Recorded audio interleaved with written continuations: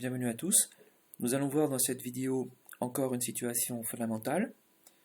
On va nous demander de calculer les coordonnées d'un quatrième point, sachant que l'on a un parallélogramme. Exercice E05. Dans le plan muni d'un repère, on considère les points A, B, C. On cherche à déterminer D, X, Y, D, sachant que A, D, C, B est un parallélogramme. Alors, le point D va être par ici.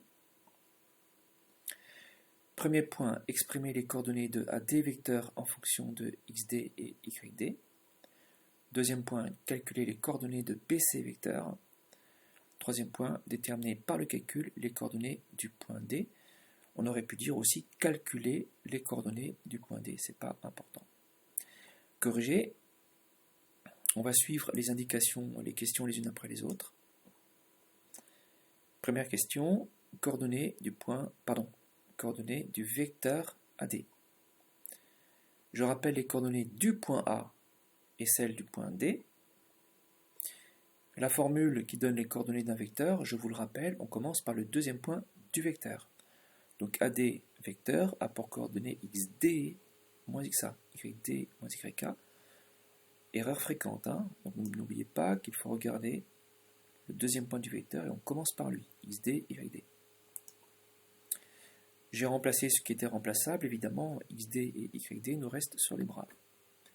Coordonnées de BC vecteur, les points B et C sont tous les deux parfaitement connus.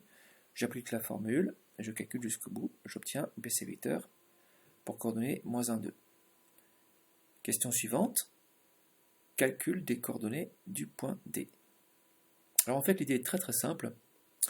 On vous le disait, on sait que ADCB est un parallélogramme, et puis vous avez un lien qui est très fort entre les parallélogrammes et l'égalité de deux vecteurs. Ici, ADCB est un parallélogramme, donc d'après la partie généralité sur les vecteurs, AD vecteur égale, et on permute ici, AD vecteur égale BC vecteur. AD vecteur égale BC vecteur. Les vecteurs AD et BC sont égaux, donc leurs coordonnées sont égales.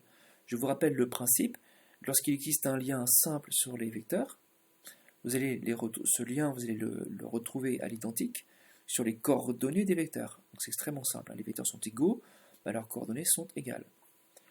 On en déduit en raisonnant sur les premières coordonnées des vecteurs. Alors, les deux vecteurs, c'est celui-là et celui-là. Alors, en raisonnant sur les premières coordonnées, ici pour le vecteur AD, première coordonnée c'est XD moins 2, et pour l'autre vecteur, pour BC, c'est moins 1. Donc ces deux choses-là sont égales. XD moins 2 est égal à moins 1. XD moins 2 est égal à moins 1, et on résout. J'isole XD en deux étapes, et j'obtiens 1 pour les deuxièmes coordonnées des vecteurs. Alors les vecteurs c'est celui-là, les deuxièmes coordonnées c'est le nombre du bas. YD moins 1, c'est le nombre, hein. C'est pas YDC. Le nombre c'est l'ensemble. YD moins 1. YD moins 1 est égal à la deuxième coordonnée de l'autre vecteur, c'est-à-dire 2. Ici, là, hop, ici, voilà. Donc YD moins 1 égale 2. YD moins 1 est égal à 2. On résout, ça va nous donner YD est égal à 2 plus 1, c'est-à-dire YD égale 3. Vérifions, YD est égal à 3. Donc finalement, les coordonnées du point D, c'est 1 et 3. Je le place ensuite sur la figure, je complète la figure du début, et puis j'observe clairement que, mais cette observation visuelle n'a pas valeur de preuve, c'est juste une vérification, hein, voilà. Donc une fois que j'ai placé le point D dont j'ai calculé les coordonnées, il semblerait qu'effectivement j'ai ADCB